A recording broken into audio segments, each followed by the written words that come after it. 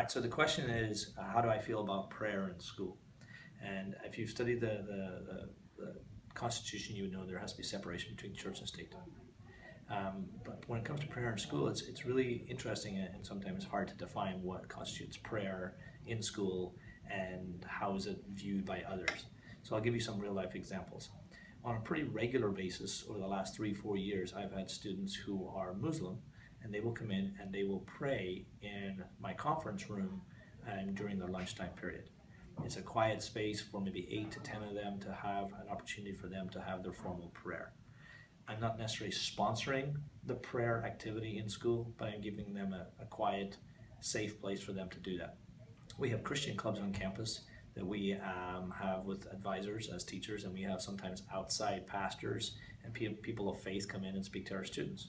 We try and encourage them to be in a classroom environment so that those students who don't want to hear that message aren't out there in the sort of the kind of public forum being in the quad. So we encourage those students and the advisor and the pastor to meet in the classroom space. We have other groups that, maybe in the morning before school, pray at the flagpole. Again, if it's a silent kind of vigil, then that's totally acceptable.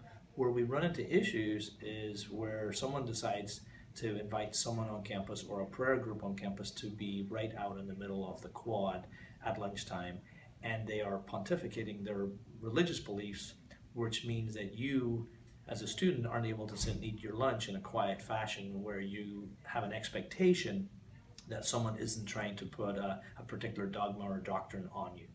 So there's 3 or 4 different examples within that.